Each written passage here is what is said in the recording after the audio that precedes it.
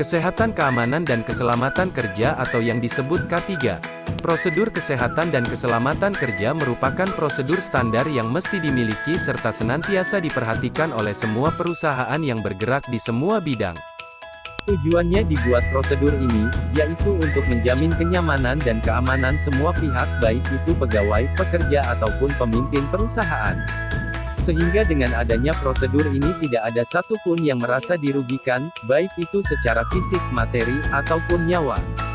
Pengertian prosedur K3. Prosedur atau tata kerja merupakan tahapan dalam tata kerja yang harus dilalui suatu pekerjaan baik mengenai dari mana asalnya dan mau menuju mana, kapan pekerjaan tersebut harus diselesaikan maupun alat apa yang harus digunakan agar pekerjaan tersebut dapat diselesaikan. Prosedur kesehatan dan keselamatan kerja K3 dapat juga diartikan sebagai serangkaian prosedur yang dijalankan dari awal sampai akhir dalam suatu pekerjaan yang diawali dengan penilaian mengenai apa saja risikonya yang dapat muncul yang berhubungan dengan pekerjaan tersebut.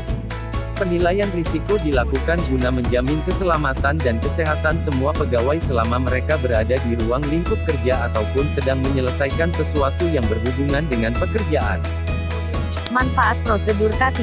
Prosedur K3 mesti mempertimbangkan sejumlah hal, misalnya adanya risiko akan cedera ataupun sakit yang diakibatkan oleh pekerjaan serta risiko terjadinya kerusakan terhadap peralatan di area sekitarnya. Oleh karena itu, prosedur K3 sangat penting serta mempunyai banyak manfaat di antaranya. 1. Prosedur K3 memberikan rasa aman kepada setiap pekerja dalam menyelesaikan atau menjalankan pekerjaannya. 2.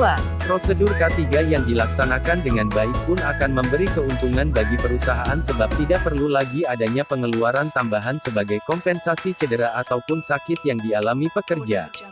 3. Dengan adanya prosedur K3 pekerjaan akan menjadi lebih efisien, terarah, dan efektif. Perkembangan prosedur kerja K3.